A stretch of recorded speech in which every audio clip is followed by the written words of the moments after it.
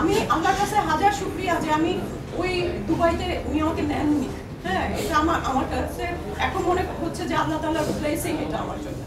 আচ্ছা, আপু যেটা প্রশ্ন করছিলাম আপনাকে যে জাকিয়া বাড়ি মামার কথা উল্লেখ করছিলেন আপনি, সেটা মামার সাথে মামা ওখানে কাজ করতে গেছে, জানি না, এটা তো আমি একতরফা শুনেছি, আমি মামার কাছে শুনিনি।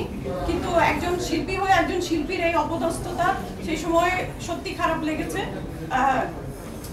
একেবারে নাকি যেটা রাব্বানি বলছিলেন, রাব্বানি ভাই শুরু থেকে মামা নাকি ওর সাথে খারাপ ব্যবহার করছিল। মামার কথা তো এরকম কোথাও শুনি নাই যে ও একেবারে শুরু থেকে খারাপ ব্যবহার করবে, তোমরা ওর সাথে ভালো ব্যবহার করবে আর ও তোমাদের সাথে খারাপ ব্যবহার করবে।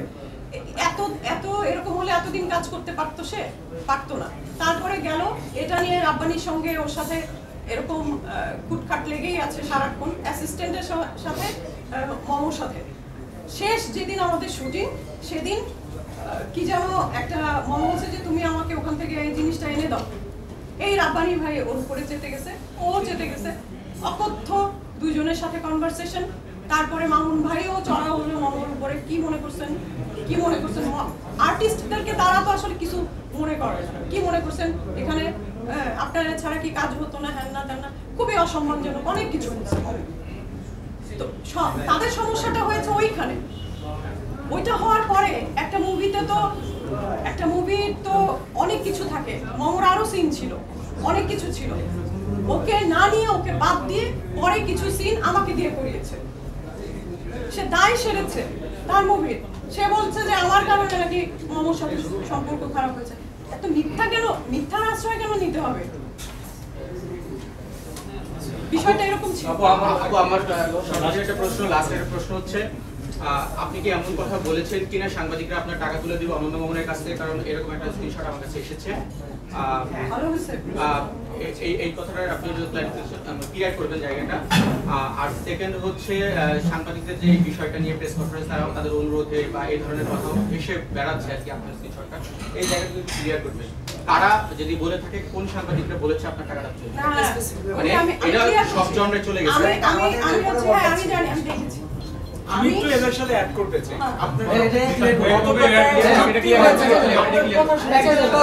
আমি তো বলছি কত টাকা চুক্তি হয়েছিল অভিনয়ের জন্য এবং কত টাকা আপনি পেয়েছেন, মানে অভিনয়ের জন্য রেমুনারেশন ছিল।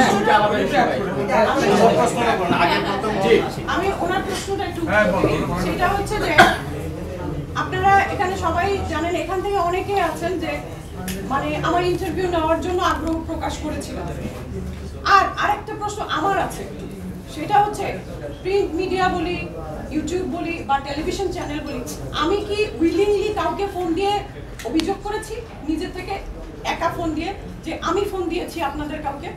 আগে এরকম কেউ আছেন যে আমাকে একটুখানি, তাহলে সে বলবেন যে আপু আপনি তো আমাকে ফোন দিয়েছিলেন, এরকম একজন একটু বলবেন যে আমি উইলিংলি ফোন দিয়ে অনন্য মামুনের নামে কমপ্লেন করেছি, অভিযোগ করেছি।